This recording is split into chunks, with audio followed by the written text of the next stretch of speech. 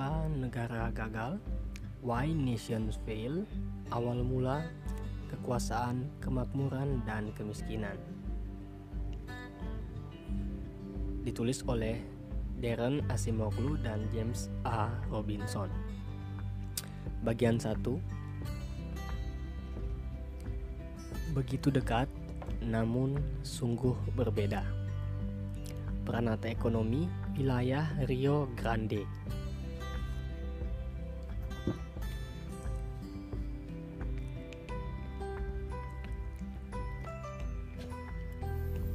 Kota Nogales terbelah oleh bentangan pagar tapal batas.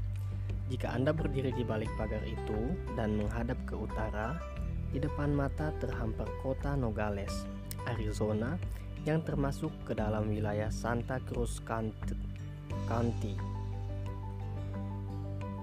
Pendapatan per kapita rata-rata warga di sana kurang lebih $30.000 per tahun.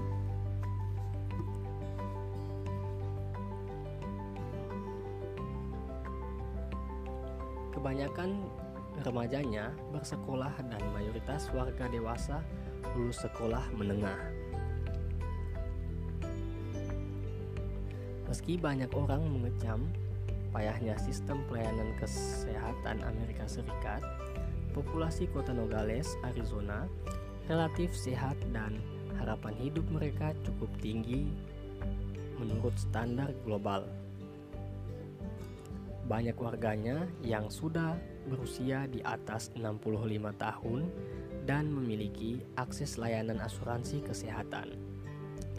Jaminan kesehatan adalah satu dari sekian banyak layanan pemerintah yang pasti bisa dinikmati warga, seperti halnya sambungan listrik, jaringan telepon, sistem pembuangan limbah, pelayanan kesehatan publik, jaringan jalan yang menghubungkan segenap penduduk dengan kota-kota lain di wilayah itu dan semua penjuru Amerika Serikat, serta jaminan penegakan hukum dan ketertiban. Para warga Nogales, Arizona bebas beraktivitas setiap hari tanpa mencemaskan keselamatan jiwanya, tanpa takut dirampok atau haknya dirampas, atau mencemaskan hal-hal lain yang bisa mengacaukan investasi mereka dalam bidang usaha maupun kepemilikan tempat tinggalnya. Dan yang tak kalah penting, para warga kota Nogales, Arizona tahu bahwa pemerintah yang dianggap kurang efisien dan sesekali korup itu bekerja untuk mereka. Mereka bisa memberi suara untuk mengganti wali kota, anggota Kongres dan senator serta mengikuti pemilu kepresidenan untuk memilih orang yang akan memimpin negaranya. Demokrasi sudah mendarah daging dalam kehidupan mereka. Kehidupan di sebelah selatan pagar tapal batas, walau jaraknya hanya beberapa meter, terasa agak berbeda. Meski warga kota Nogales, Sonora hidup di wilayah yang relatif makmur di negara Meksiko, rata-rata pendapatan penduduknya hanya sepertiga dari pendapatan saudara mereka yang tinggal di Nogales, Arizona. Sebagian besar warga dewasa kota Nogales, Sonora tidak sempat mengenyam pendidikan tingkat menengah dan banyak remajanya yang tidak bersekolah. Kaum ibu dicekam oleh tingginya angka kematian bayi. Kondisi pelayanan kesehatan yang buruk menyebabkan harapan hidup warga Nogales, Sonora tidak setinggi tetangga mereka yang hidup di seberang tapal batas. Mereka juga tak bisa menikmati sejumlah pelayanan publik. Jalan-jalan di sebelah selatan tapal batas kondisinya sungguh memprihatinkan. Penegakan hukum dan ketertiban umum jauh lebih mengenaskan.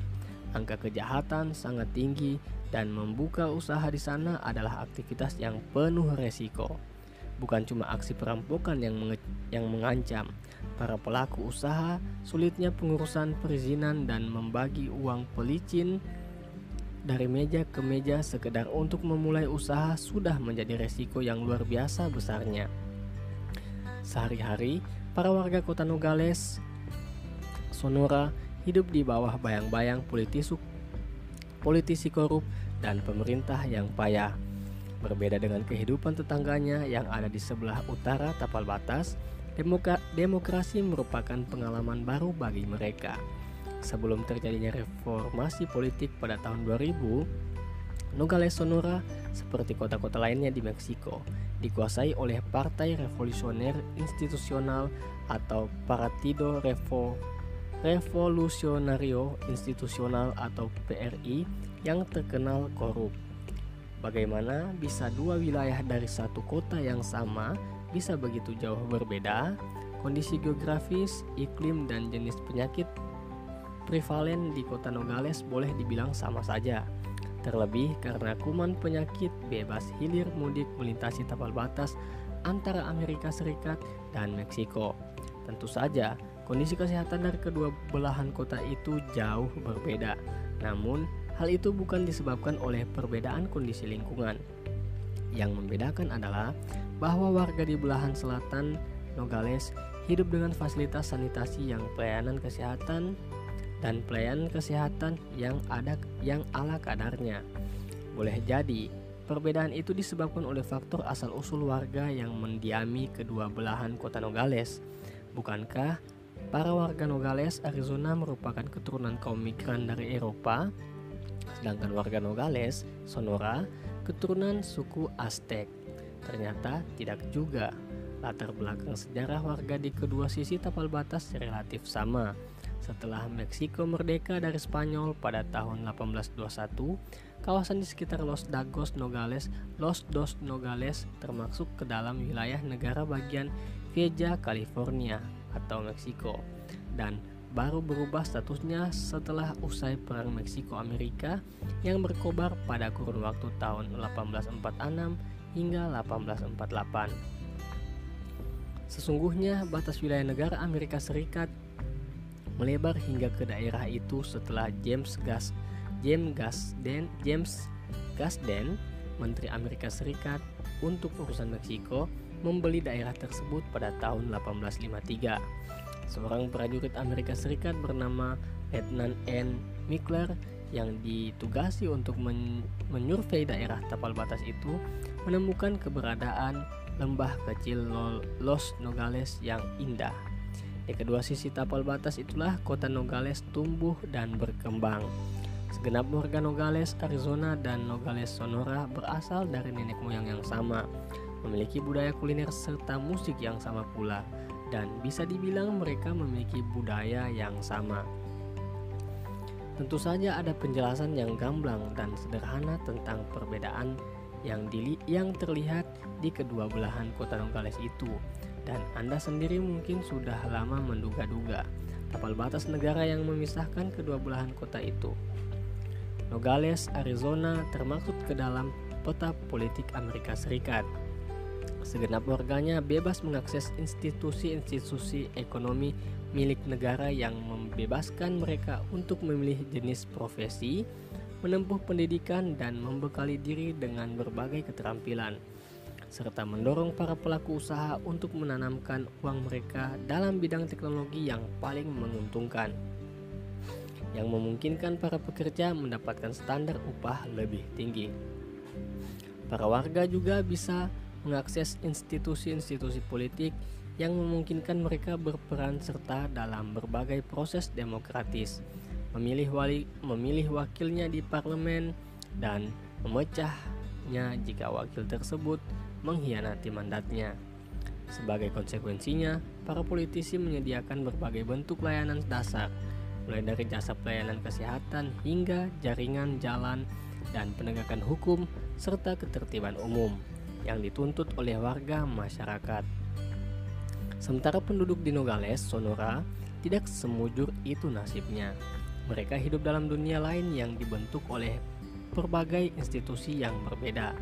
Institusi-institusi tersebut gagal memberikan insentif bagi warga Nogales di kedua sisi tapal batas, maupun kepada para investor yang menanamkan uangnya di sana.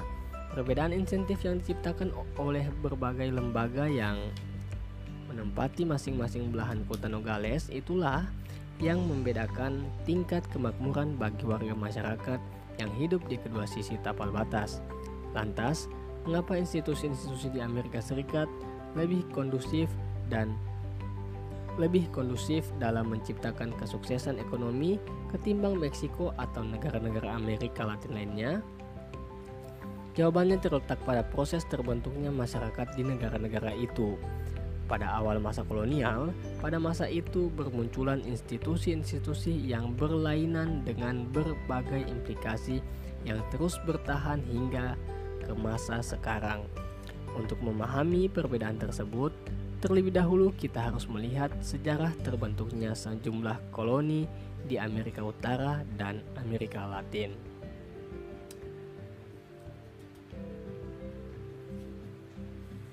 Cukup sekian untuk bagian pertama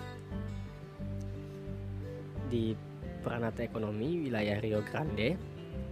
Sampai jumpa di bagian selanjutnya, yakni sejarah berdirinya kota Buenos Aires, masih di bagian pertama.